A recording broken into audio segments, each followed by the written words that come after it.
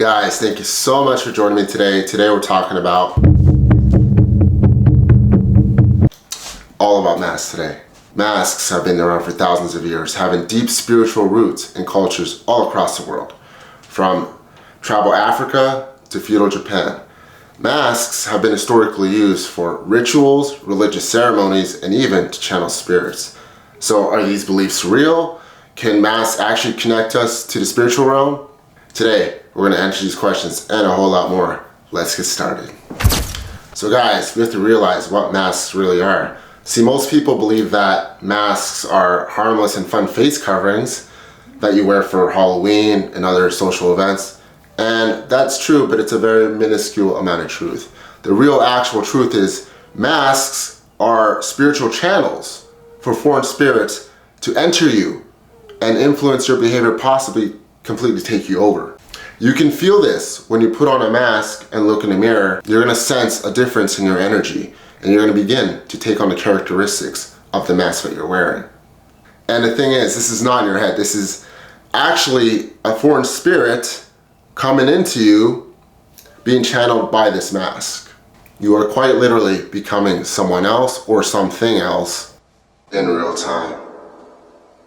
Now, this is actually referenced in the TV show Buffy the Vampire Slayer. If you guys remember, there was an episode where a sorcerer cast a spell on the entire city during Halloween. And all the kids, all the adults, everyone that was wearing a costume / mask became that costume / mask. So in the episode, you see Willow, who was a ghost. She died and became an actual ghost. You saw her, die on the ground. She woke up as outside of her physical body. Right, and then you see Xander, who was dressed as a soldier, become an actual soldier. Fully trained. His gun started working and stuff, and obviously he was not a soldier before. So, yeah, there's some truth to this, guys. If you have kids, please know that you are exposing your child to demonic spirits, entering them, and possibly harassing them in the future. This is just a couple steps below playing with a Ouija board. So guys, as I mentioned before, masks have been used all across the world. From Africa, the Americas, Europe, all across the world for very similar, but at the same time, distinct purposes. So first, we're gonna check out Africa.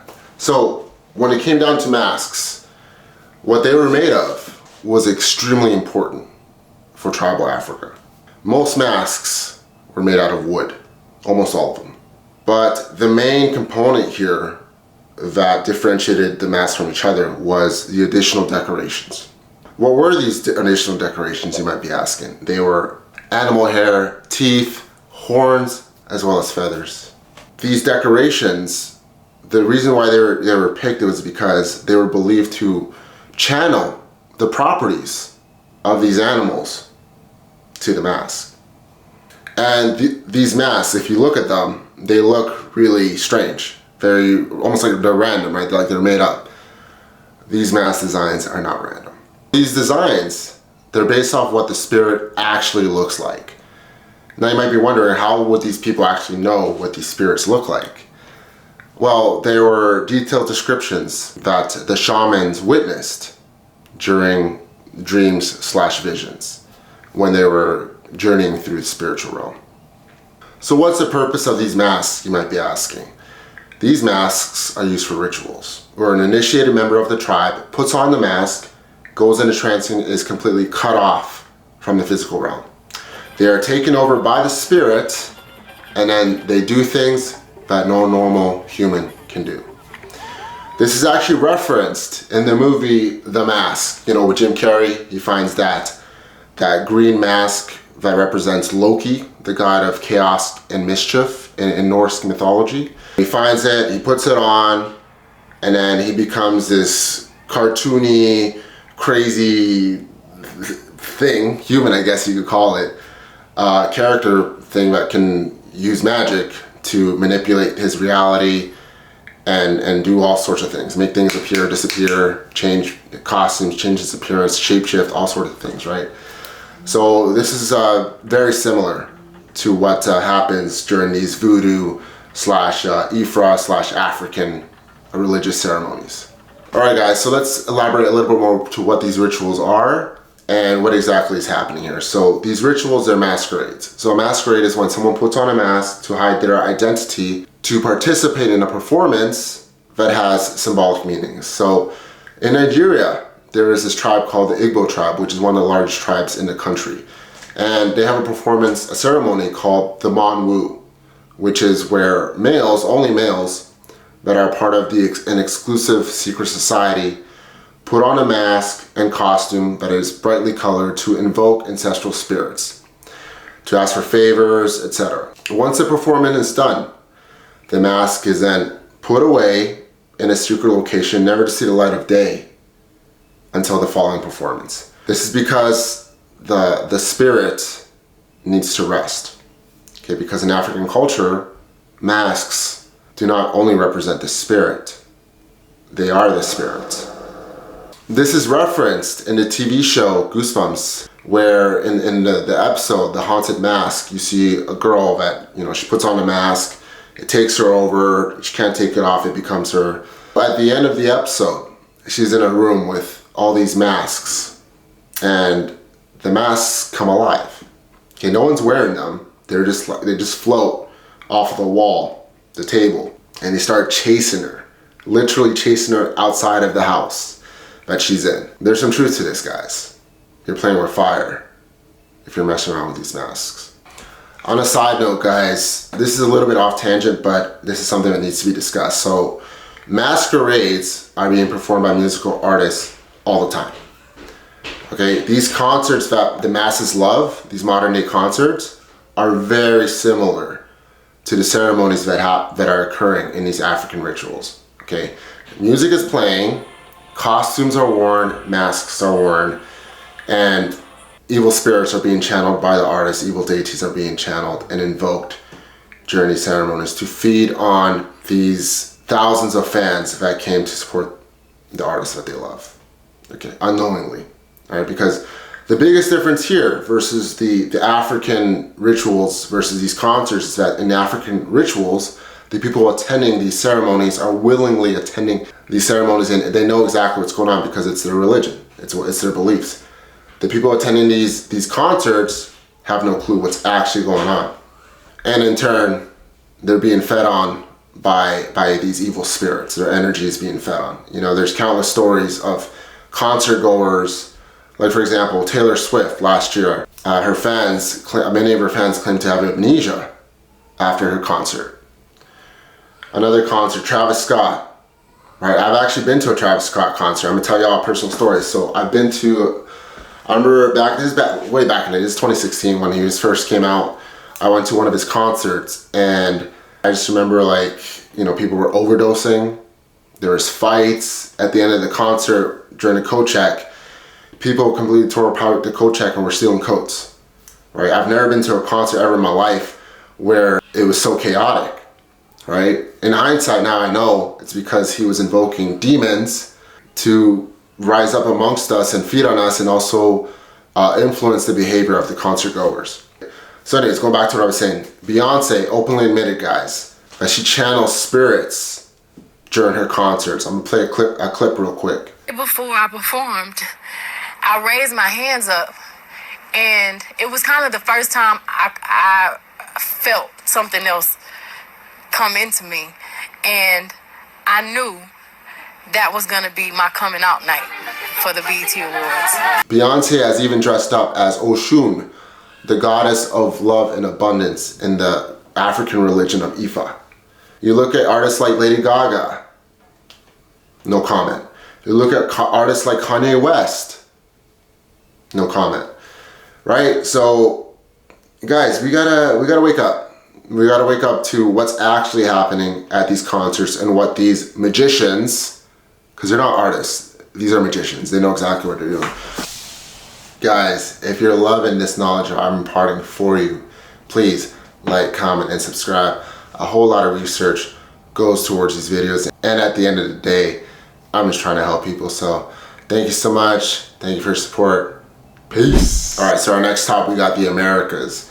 So in regards to the Aztecs, they use masks a little bit differently than the African tribes. So instead of covering their faces with masks, they would use masks sort of as ornaments and decorations to represent their gods, lowercase g.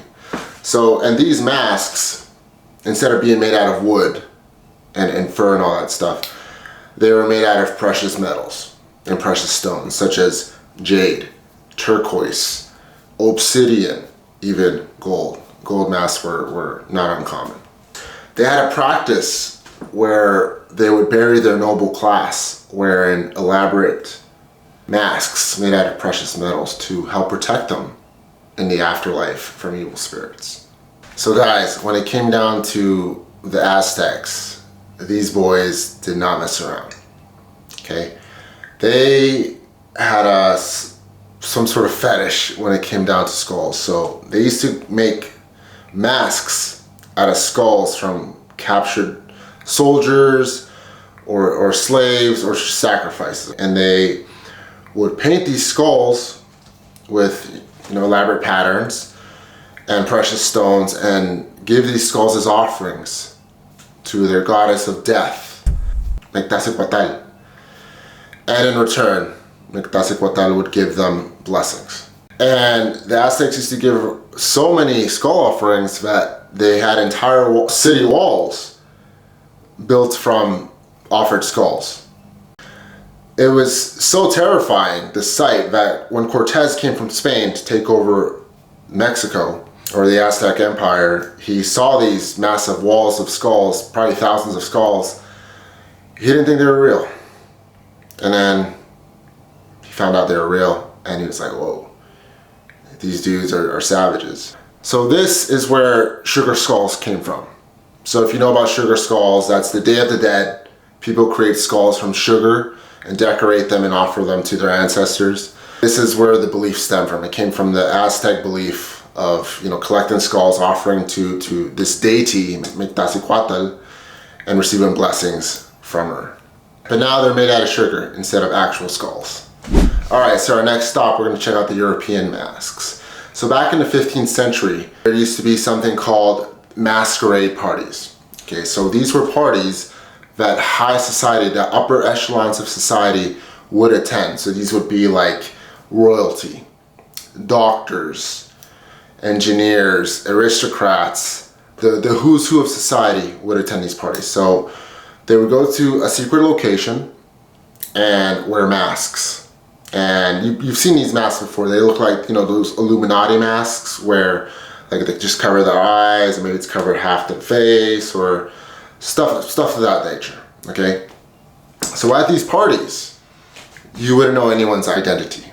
Okay, that was the whole point, because at these parties, these people would indulge in illegal activities that would 100% tarnish their reputation, all right?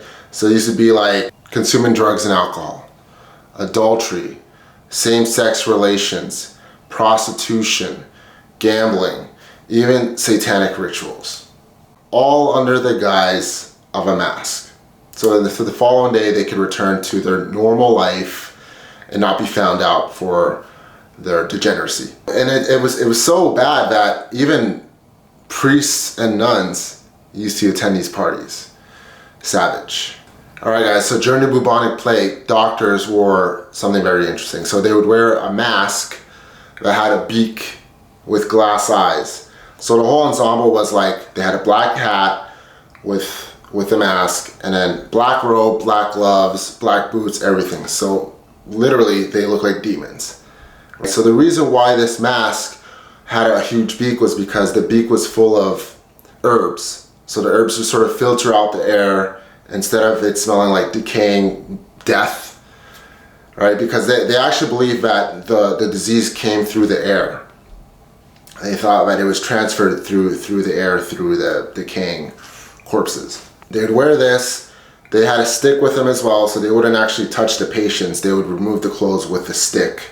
Guys and ladies, when you're putting on makeup, you are wearing a mask in a literal sense.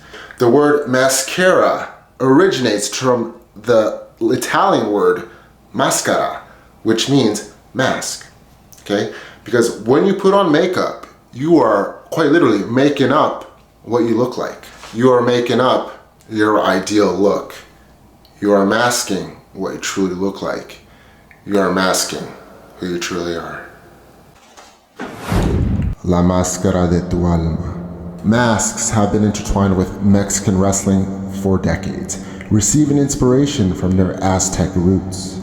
Wrestlers began wearing masks believing it would enhance their performances, but also add a flair of mystique to their characters. Luchadores believe that masks do not conceal his identity, but rather reveal it, i.e., they no longer have to act for society and can fulfill their true nature once their identity is hidden. El Hijo del Santo, one of the biggest names in Lucha Libre, goes on to say in an interview, I'll play a clip real quick. Hay una diferencia del hombre que tiene la máscara puesta y el hombre que no tiene la máscara. Hay una diferencia. Sí, yo pienso que sí. Cuando me pongo la máscara, me transformo. Me convierto en el santo. La máscara me da fuerza. La máscara me da fama. La máscara es mágica. Not to be outdone by their Mexican cousins, WWE wrestlers have also adopted masks as a part of their character stories. The difference here being WWE, which is a Masonic organization, would embrace satanic themes. Kane would walk out to a stage illuminated in red, then literally light the stage on fire, alluding to him raising hell.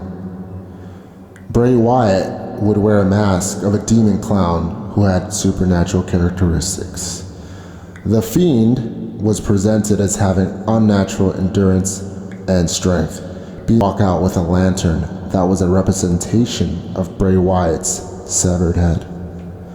What was this signifying? Was Wyatt telling us that he sold his soul and the demon had taken over? Wyatt tragically died in August 2023 at the young age of 36 from a heart attack. Say that slowly. 36. His mysterious death at such a young age. Could this have been a case of life imitating art?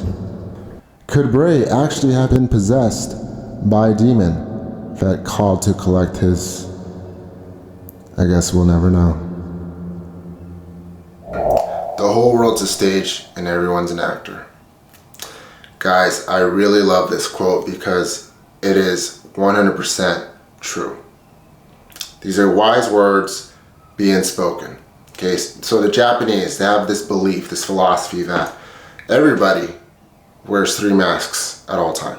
Okay, there's the mask that we publicly show to the whole world. Then there's the mask that we show to our friends and family. And then finally, there is who we truly are. The face that we don't show to anybody. Carl Jung famously said that people cover their true nature with a mask that is deemed acceptable by society, and that our true nature, our shadow self, will never be accepted by society, but is something that needs to be confronted and accepted by us, by ourselves, in order to live a happy and fruitful life. So I'm going to send this off with a message. Take off your mask and show the world who you truly are. You were never meant to be a follower. You were meant to be a leader. God made you perfect the way you are. And it's about time that the world finds out who you truly are. Thank you so much for watching today, guys. God bless. Peace.